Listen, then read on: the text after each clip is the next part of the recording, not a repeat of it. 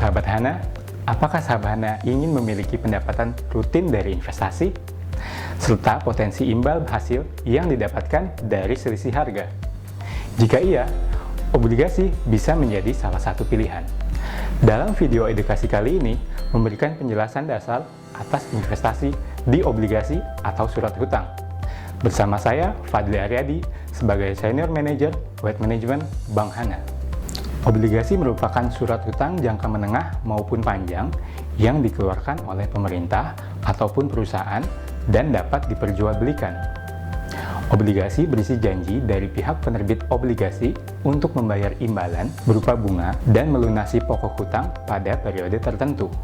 Apa saja sih jenis-jenis obligasi berdasarkan pihak yang menerbitkan obligasi?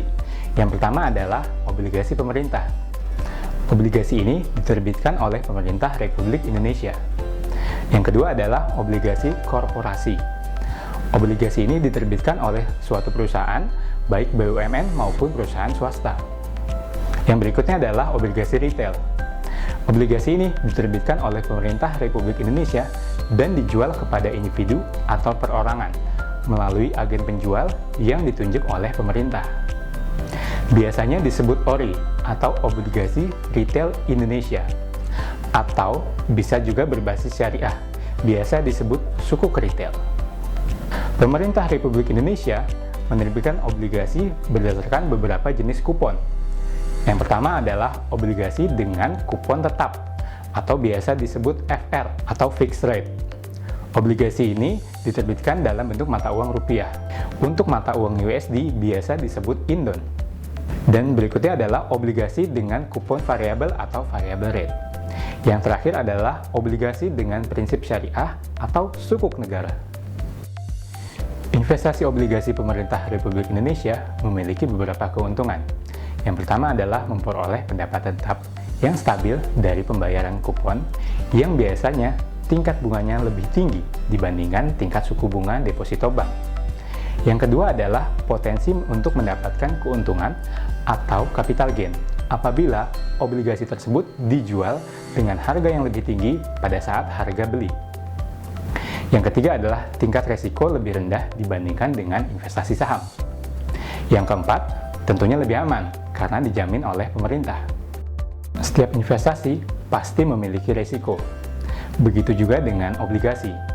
Resiko pada obligasi yang pertama adalah resiko pasar. Resiko ini disebabkan oleh tingkat bunga pasar yang memicu ketidakstabilan harga pasar obligasi. Yang kedua adalah risiko gagal bayar. Risiko ini terjadi apabila pihak penerbit obligasi tidak dapat membayar bunga dan atau pokok, sehingga investor dapat kehilangan seluruh dan atau sebagian nilai pokok yang diinvestasikan dalam obligasi tersebut.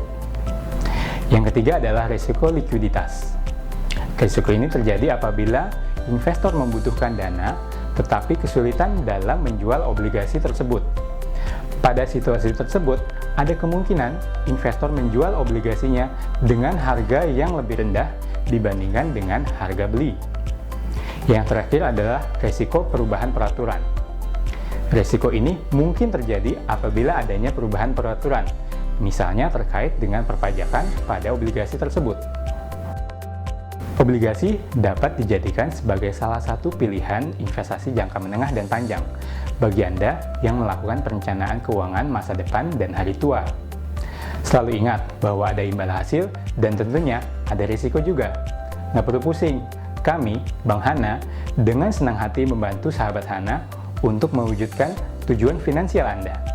Terima kasih telah menyaksikan video edukasi kali ini. Sampai jumpa!